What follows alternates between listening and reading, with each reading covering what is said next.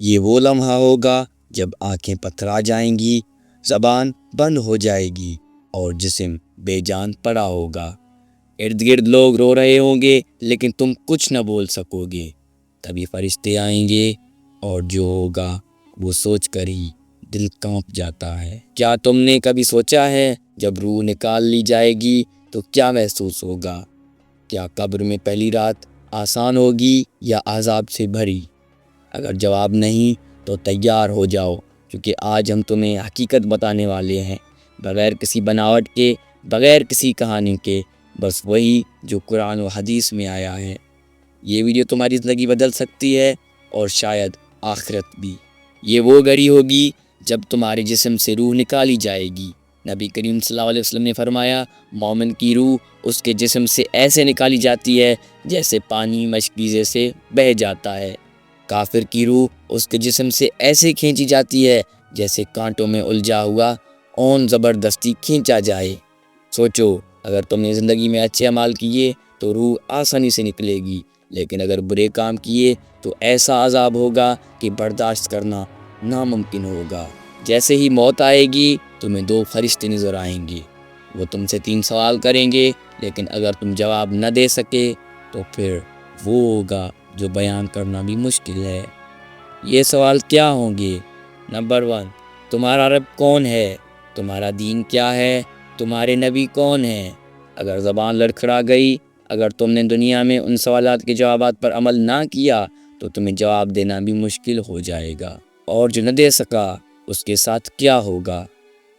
نبی کریم صلی اللہ علیہ وسلم نے فرمایا، قبر جنت کے باغوں میں سے ایک باغ بھی ہو سکتی ہے اور جہنم کے گڑھوں میں سے ایک گڑھا بھی، یعنی قبر میں پہلا لمحہ ہی تمہارا انجام بتا دے گا۔ نیک لوگوں کے لیے فرشتے آ کر کہیں گے، سو جاؤ جیسے دلہن سوتی ہے، اور قبر جنت کا باغ بن جائے گی۔ برے لوگوں کے لیے قبر اتنی تنگ کر دی جائے گی کہ پسلیاں ایک دوسرے میں پیوست ہو جائیں گے، اندھیرا ہوگا، سانپ اور بچھو ہوں گے، اور فرشتے ایسا عذاب دیں گے کہ چیخیں نکل جائیں گی، مگر سننے والا کوئی نہ ہوگا۔ قبر میں پہلی رات سب سے مشکل ہوتی ہے۔ نبی کریم صلی اللہ علیہ وسلم نے فرمایا، اگر تم جان لیتے کہ قبر میں پہلا لمحہ کتنا سخت ہوتا ہے تو تم ایک دوسرے کو دفنانا چھوڑ دیتے۔ یہ وہ وقت ہوگا جب مردہ پکارے گا، یا اللہ مجھے ایک لمحے کے لیے واپس بھیج دے، میں نیک اعمال کر لوں، لیکن دروازہ بند ہو چکا ہوگا، کوئی واپسی نہیں ہوگی۔ اگر تم چاہتے ہو کہ قبر میں عذاب نہ ہو تو یہ 3 کام کبھی نہ کرنا۔ نمبر 1، جھوٹ بولنا اور دھوکہ دینا۔ حدیث میں آیا ہے کہ جھوٹ بولنے والے کی قبر میں آگ بھڑک اٹھے گی۔ نمبر 2، زنا کرنا۔ زنا کرنے والوں کی قبر میں شدید عذاب ہوگا، جہاں ان کے جسموں کو بار بار جلایا جائے گا۔ نمبر 3، نماز چھوڑنا۔ جو نماز چھوڑتا ہے اس کے لیے قبر میں ہولناک سانپ چھوڑ دیا جائے گا جو قیامت تک ڈستا رہے گا۔ نیک لوگوں کے لیے خوشخبری ہے، جیسے ہی وہ قبر میں پہنچیں گے ایک خوبصورت شخص آئے گا جس کا چہرہ چمک رہا ہوگا۔ وہ کہے گا، خوش رہو، میں تمہارے اچھے اعمال ہوں اور میں ہمیشہ تمہارے ساتھ رہوں گا۔ فرشتے ان کے لیے قبر کو جنت کی کھڑکی بنا دیں گے، جہاں وہ جنت کی خوشبو اور روشنی محسوس کریں گے۔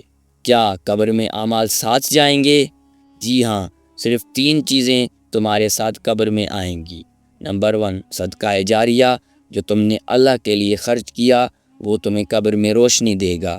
نمبر 2، نیک اولاد، جو تمہارے لیے دعا کرے گی وہ تمہاری بخشش کا ذریعہ بنے گی۔ نمبر 3، علم اور نیک کام، جو اچھے علم یا اچھے کام دنیا میں چھوڑ کر گئے وہ تمہارے لیے قبر میں نجات کا سبب بنے گی۔ قبر کے بعد کیا ہوگا؟ یہ تو صرف پہلا مرحلہ ہے۔ اس کے بعد حشر، میزان، پل صراط اور جنت یا جہنم کا فیصلہ ہوگا۔ لیکن یاد رکھو، اگر قبر آسان ہو گئی تو قیامت بھی آسان ہو جائے گی، لیکن اگر قبر میں مشکل پڑ گئی تو آگے بھی سختی ہوگی۔ یہ زندگی بہت مختصر ہے اور موت کبھی بھی آ سکتی ہے۔